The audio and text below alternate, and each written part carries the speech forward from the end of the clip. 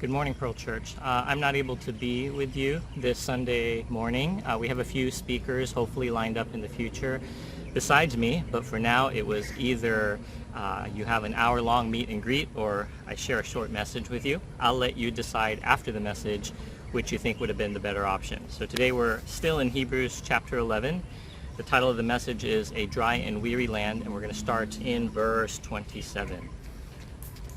Hebrews chapter 11, verse 27 through 28. By faith he left Egypt, not being afraid of the anger of the king, for he endured as seeing him who is invisible. By faith he kept the Passover and sprinkled the blood, so that the destroyer of the firstborn might not touch them.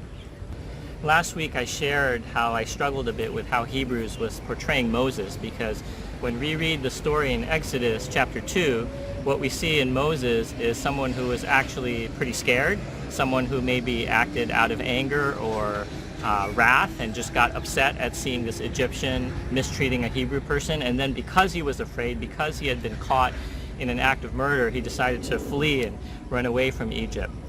But on the other hand, the way that Hebrew portrays Moses is that these decisions were somehow made in faith. By faith he did this. By faith he left Egypt. By faith he chose to identify with a people who he knew were in slavery as opposed to his lifestyle as royalty in Egypt. So how did we reconcile the two? And how we thought about it is, from a human point of view, yes, we see that Moses was most likely acting out of anger, most likely acting out of rage and fear. But if you take a God's eye view, what God is actually doing is changing Moses' heart so that those choices, even though mixed in with anger and rage and fear, are actually influenced by the faith that the Spirit is building up in him.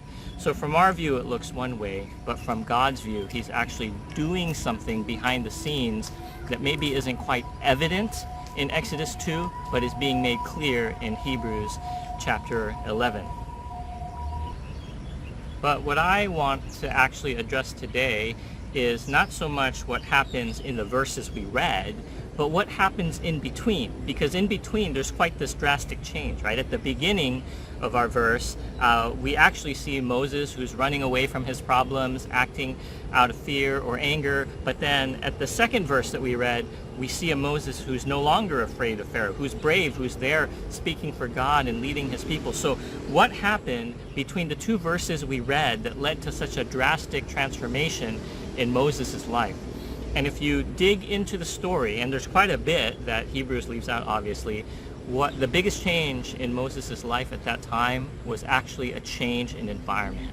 Because what happened after he murdered the Egyptian and ran away from Pharaoh is he was led into the desert. And what we see in the Bible often is that God seldom leads his people directly to the promised land, but a lot of times in order to get there, he first leads them through a desert, through a wilderness. We see that in Exodus chapter 13, verse 17 through 18. It says, "When Pharaoh let the people go, God did not lead them by the way of the land of the Philistines, although that was near. For God said, lest the people change their minds when they see war and return to Egypt. But God led the people around by the way of the wilderness toward the Red Sea, and the people of Israel went up out of the land of Egypt, equipped for battle."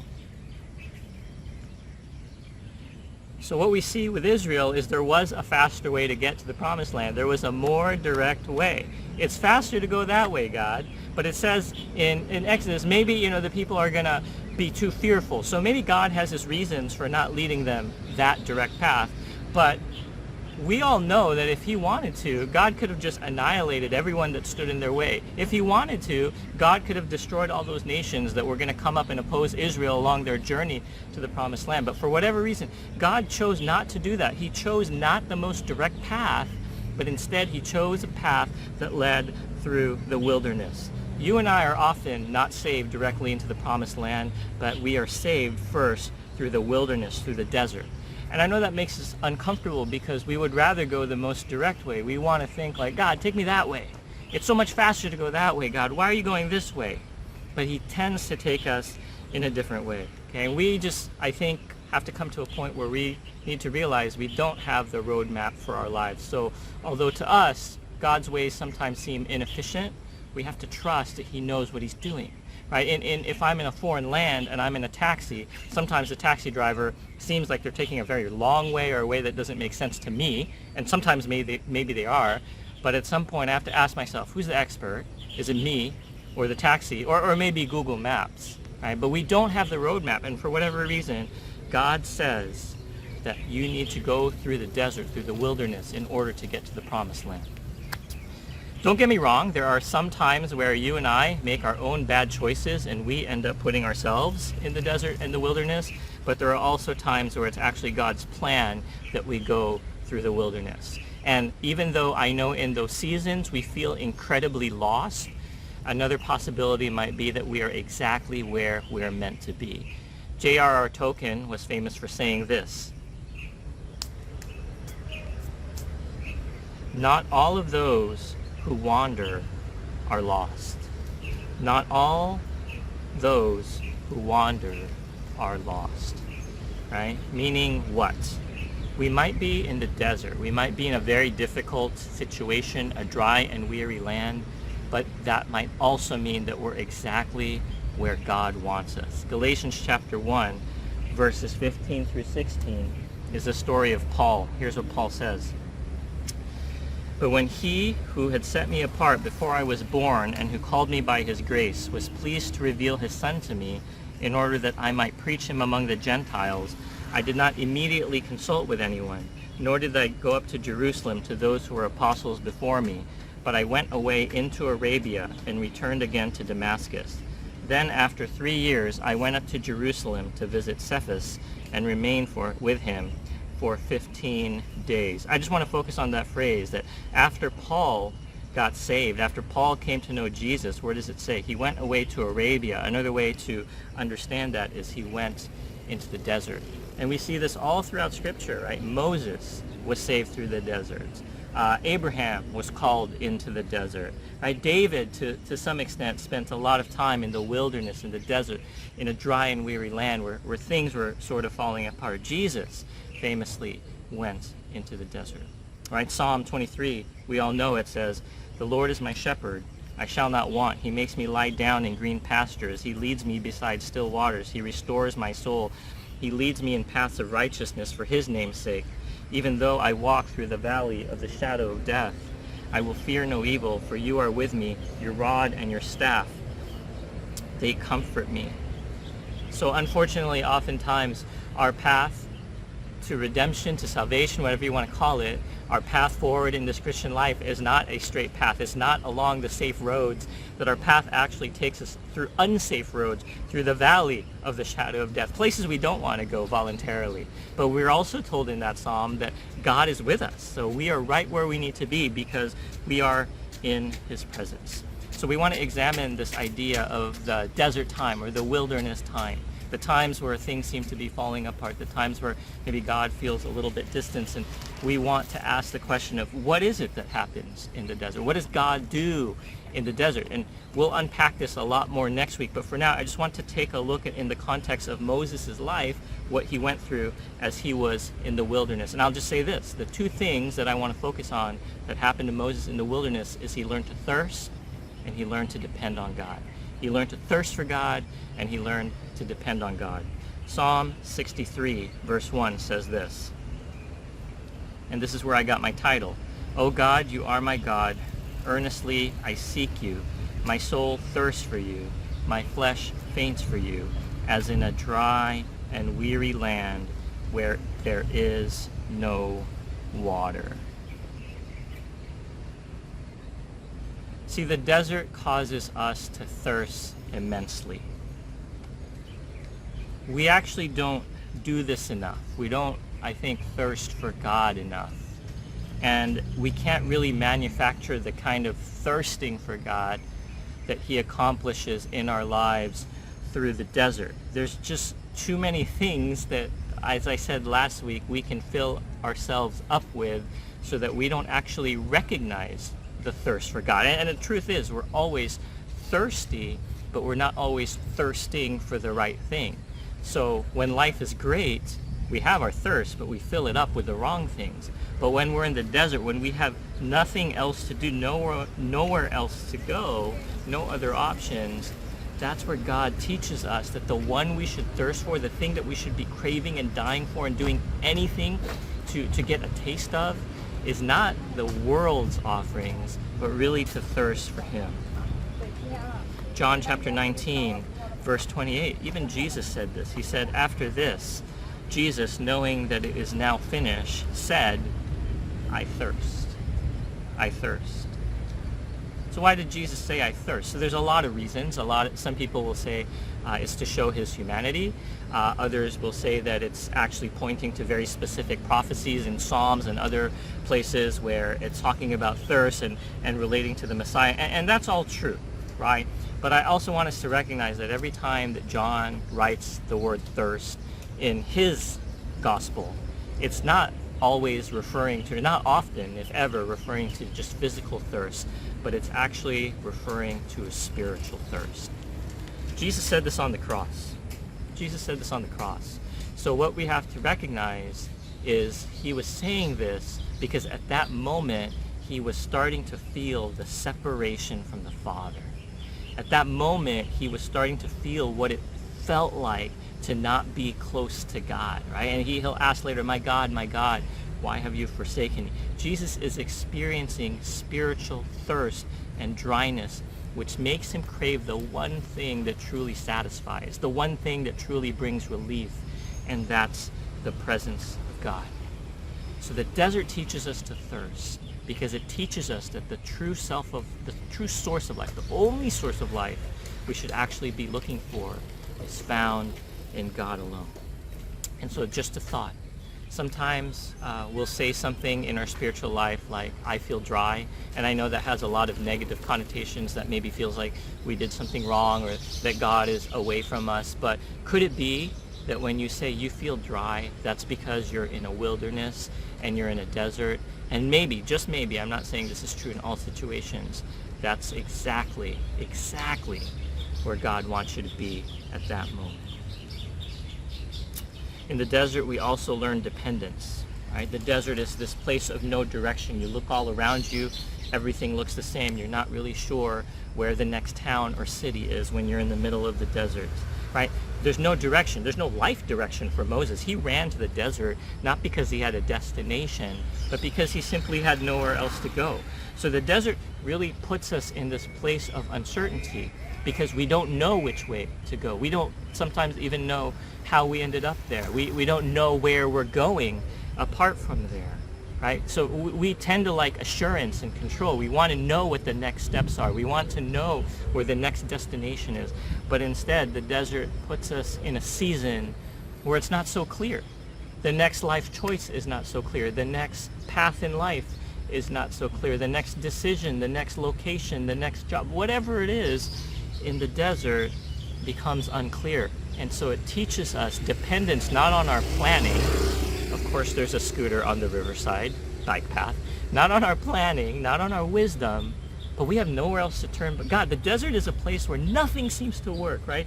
If you're in a moment in your life where everything you're trying seems to not work and everything continues to fall apart, no matter how many strategies you try, no matter how many things you try to change, no matter how many ways you try to improve things, where nothing is working, then maybe that's a sign you're in the desert, right? Psalm 119, which we read earlier today, but we didn't read the whole thing. In verse 107, this is from the Message Bible. I love what it says here. In verse 107 of the Message version, it says, everything's falling apart on me, God. Put me together again with your word. Everything is falling apart on me, God. Put me together again with your word.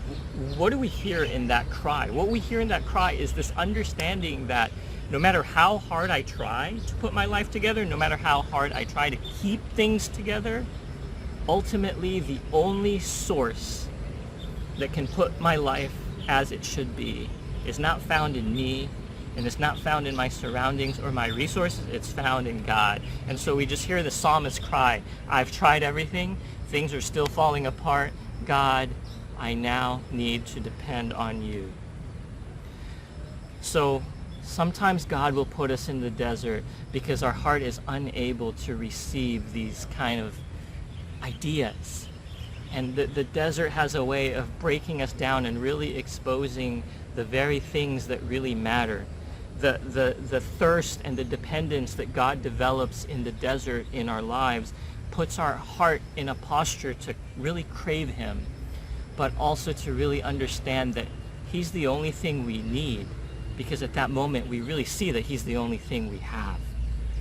And we can't really understand that sometimes because it's so easy to distract ourselves when everything is going well, that we don't see our life as it truly is, as needing to thirst and depend on God. But what we see is in any desert experience, right, there has to be this switch where everyone we read about in the Bible who goes to the desert, they go through a period of suffering. They go through a period where life is difficult, where everything is falling apart on them, but it doesn't stay ever that way, right? It doesn't just stay miserable. There's this switch, and there's this switch that then propels them into the next step of their lives, right? If you look at 1 Kings about Elijah, there was a drought in the land, and God provided food for him and provided water through this brook, but there came a point where the brook ran dry. And when the brook runs dry, what are you going to do? Are you just going to sit there and complain to God, why did the brook run dry? But then God basically speaks to him and says, go here. And it's like this switch, right? You're in this desert. You learn that God will provide for you, but eventually God stops providing in the way you're used to, but that doesn't mean you stay in the desert. It's like this catapult to the next step. Or we read in Genesis about Jacob that he was in the wilderness and he took the stone and he made it a pillow because he had no pillow in the desert. Obviously, he needed to sleep, so he made the stone, and in the morning he got up, and that stone that he used to rest on, almost the stone that he used to give up on life on, he turned it into an altar or a pillar of worship. So what happened in the desert that switched Jacob from someone who had sort of resigned himself and maybe just was weary and tired to someone who then started to worship God? Or what happened to Moses in the wilderness that transformed him? Well, we know what happened to Moses, right? I'll go ahead and read it and then we'll unpack it. In Exodus chapter 3, verse 1, it says, "Now Moses was keeping the flock of his father-in-law Jethro, the priest of Midian, and he led his flock to the west side of the wilderness and came to Horeb, the mountain of God. And the angel of the Lord appeared to him in a flame of fire out of the midst of a bush. He looked, and behold, the bush was burning, yet it was not consumed. And Moses said, I will turn aside to see this great sight, why the bush is not burned." I guess he was curious. When the Lord saw that he turned aside to see, God called to him out of the bush, "Moses, Moses." And he said, "Here I am." Then he said, "Do not come near. Take your sandals off your feet, for the place on which you are standing is holy ground." And he said, "I am the God of your father, the God of Abraham, the God of Isaac, the God of Jacob." And Moses hid his face, for he was afraid to look at God. Then the Lord said, "I have surely seen the affliction of my people who are in Egypt, and have heard their cries because of their taskmasters. I know their suffering. I have come down to deliver them out of the hand of the Egyptians, and to bring them up out of the land to a good and broad land, a land flowing with milk and honey, to the place of the Canaanites, the Hittites, the Amorites, the Perizzites, the Hivites, and the Jebusites." So what happened in the desert to Moses, to Jacob? I'll tell you very simply. In the desert, in the wilderness, God, ready? Spoke. God spoke to them. I'm going to show you two Hebrew words up on the screen. So if you look at these two Hebrew words, anyone spot the difference?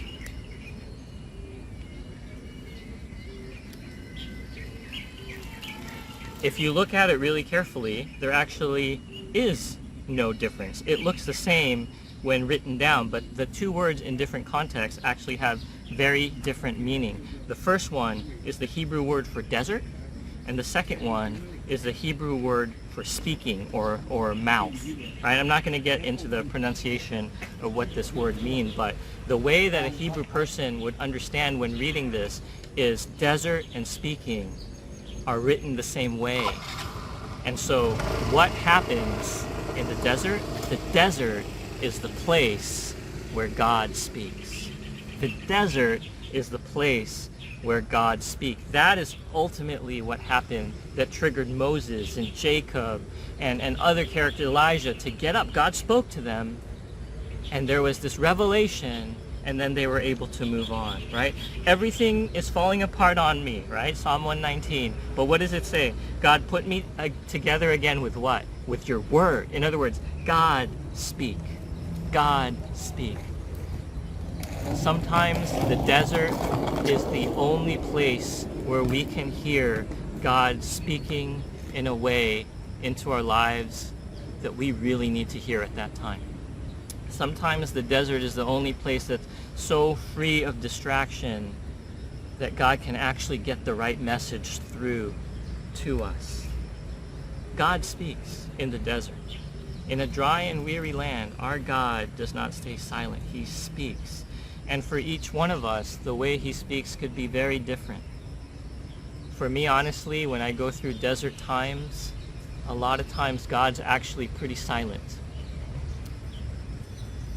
But in the back of my mind, as difficult as life is, there's always this nagging question that I guess you could say is God speaking. And the nagging question I always have to come to grips with is, yeah, but will you trust me?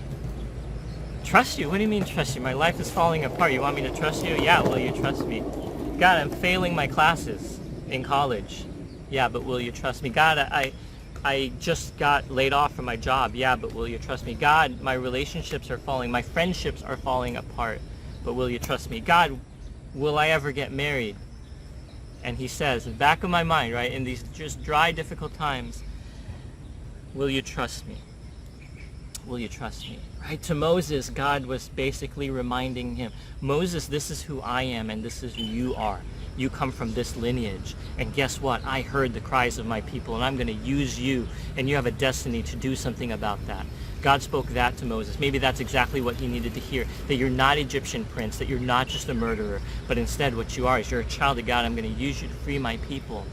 For me, when God speaks, it's always just challenge me. Will you continue to trust me despite the difficult time, despite the dryness, despite the fact that it seems like there is no solution in sight? And for you, I don't know what it is that God needs to speak, but I do know this. God speaks in your desert. And so, like many things in life, you know, when difficult times comes, it's not so much the event that makes or breaks us. Oftentimes when difficult times comes, what makes or breaks us is how we respond to the event, right? It's not the thing, it's actually our response to the thing. And so one response could be like, forget this. One response could be to give up. One response could be to try to fix it our own way.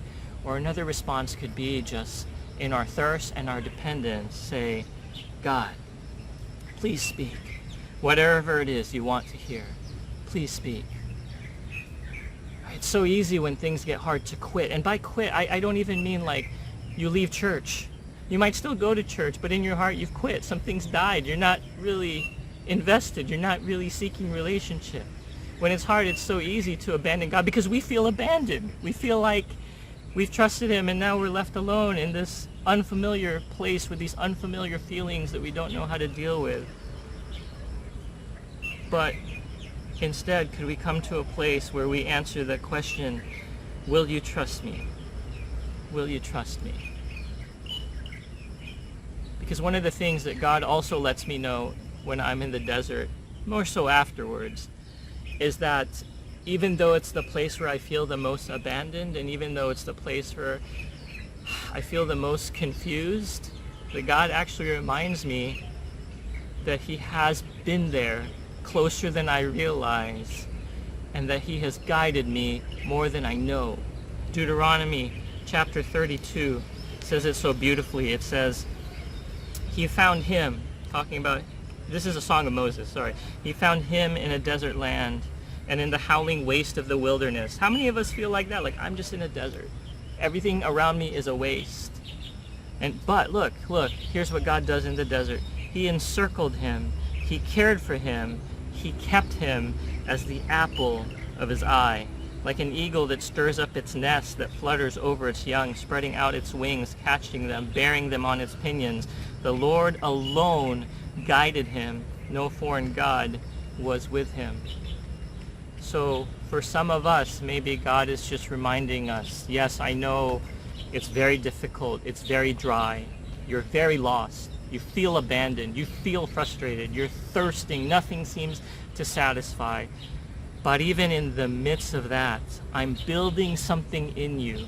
I'm guiding you, I'm watching over you, I'm walking with you every step of the way. Because I want to catapult you out of the desert and into the promised land. But I need you to stay here just a little bit longer. I need you to stay here and learn to thirst and depend on me more. And I need you to stay here because I have something to say to you. That's what happened to Moses. That's why Moses was able to come back with trusting in God. When God says, put blood on the doorpost, sure. When God says, say this to Pharaoh, sure, there was a little doubt, but eventually Moses like, all right. God spoke. God taught dependence. God taught him thirst. And so today in our groups, in the next few minutes, as we often do, just respond. I don't have a great guiding question to this, because I think a lot of our deserts are so personal. A lot of our deserts, we don't even know we're in them. A lot of our deserts are painful. We might be in the middle of it. We might have come out of it. We might be heading into one. We don't know. But just respond into whatever way that God spoke to you through this time. And then, as we often do, when you hear the music playing, you better start praying.